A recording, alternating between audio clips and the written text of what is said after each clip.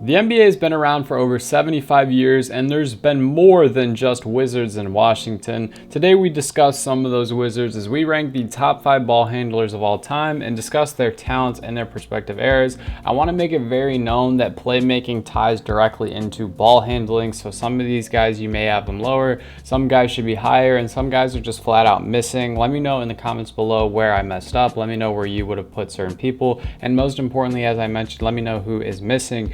We're going to keep this video pretty short. At number 5, we have Isiah Thomas. In the Bad Boy Pistons era, Isiah Thomas was absolutely electric and remarkable, as Isiah was a undersized point guard in one of the, or arguably the toughest era in NBA basketball history. Isiah possessed the ability to have heart and grit in his game.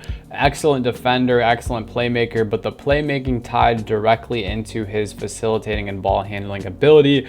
It's very, very scary when you have some small guy barreling down the floor and you're kind of consciously on your heels wondering, is he going to go around me? Is he going to pass it through my legs? Is he going to throw an oop over my head? Is he going to kick it out to the corner? All of this tied into the craft that was Isiah Thomas. Absolute remarkable player, definitely kind of ahead of his time, I would say. The second player on this list we have at number 4 is way ahead of his time, Pistol Pete Maravich. Rest in peace. Pistol Pete died at the age of 40, and he had a very successful 10-year career as he averaged 24 points, and in his most career high year scoring wise, he averaged 34 points without even a 3-point shot, even though most of the shots he was taking was from distance. Pistol Pete was just so ahead of his time, not only in the dribbling ability, but the passing out of the dribbling ability. His facilitation paired with the ball handling is the reason he's on this list. There aren't as many people that are as versatile in the way of passing as him, especially in the 1970s and early 80s.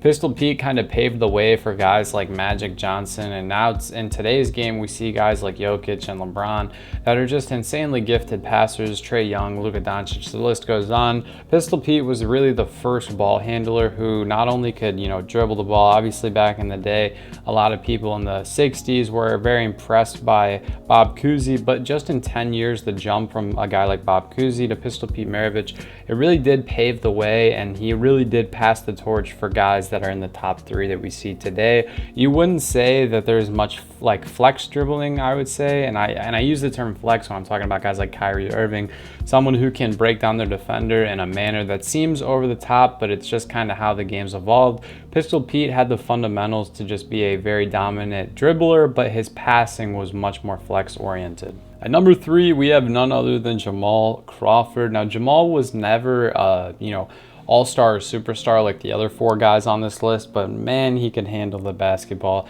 We've never seen anyone really as polished with the shake and bake as Jamal Crawford. He definitely was the cornerstone of, signature moves in the dribbling world. However, he was not as great of a playmaker as these guys, and the thing is, he was also very, very skinny. Now, that definitely helped with his shiftiness, but he wasn't like, the next 2 guys we have on this list. He wasn't like them in the sense that he had a great footwork and the back to the basket game. Like I said, he wasn't the greatest facilitator in transition. He was just very, very, for lack of better words, saucy. He was very, very well put together when handling the basketball.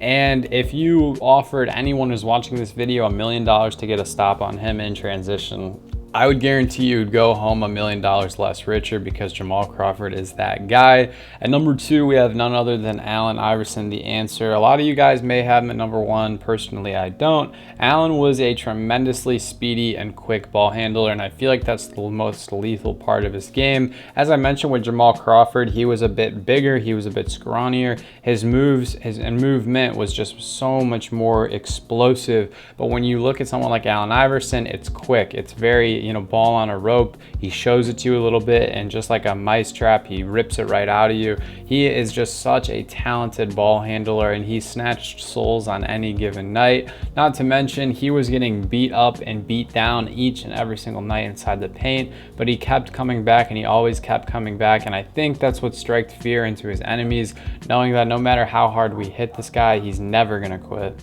And at number 1, the maestro of all maestros, the biggest wizard, Kyrie Irving. I'm sure some of you guys could have seen this going, but I have never seen someone handle the basketball with that great of footwork. It seems like if you took Kobe Bryant's footwork and then Jamal Crawford and Allen Iverson's ball handling and put them into one man, Kyrie Irving is that man. The reason he is number one is because his ability out of the triple threat is unlike anyone else on this list.